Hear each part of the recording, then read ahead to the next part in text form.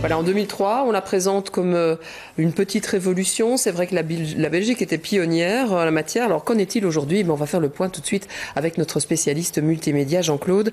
C'est vrai que la carte électronique, elle est maintenant obligatoire depuis 1 an. À quoi elle sert exactement? En fait, elle sert à 3 choses essentiellement. La première, c'est d'être identifié. Lorsque vous placez votre carte d'identité électronique dans un petit lecteur qui vaut 10, 15 euros, pas plus, eh bien, par exemple, votre maison communale, votre administration communale va vous reconnaître. Identification.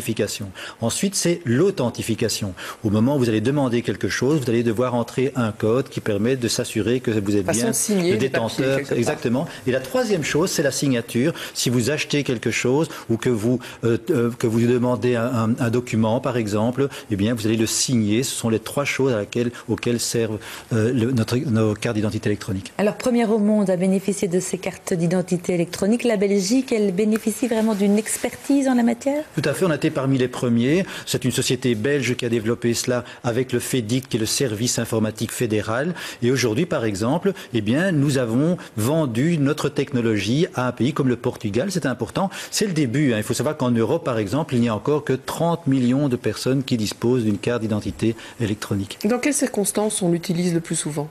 Vous le savez sans doute, hein, la principale raison, c'est d'abord remplir sa déclaration fiscale. Si on le fait par Internet. Oui, par Internet, c'est plus d'1 million d'individus qui le font, ça devient très courant.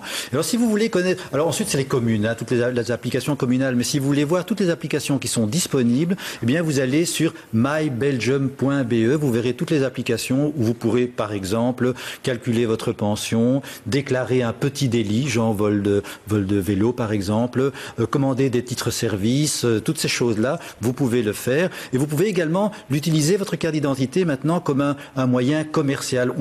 C'est une invention bruxelloise, on peut payer avec sa carte d'identité. Et à Nivelles, il y a une application qui permet d'utiliser sa carte d'identité comme une carte de fidélité.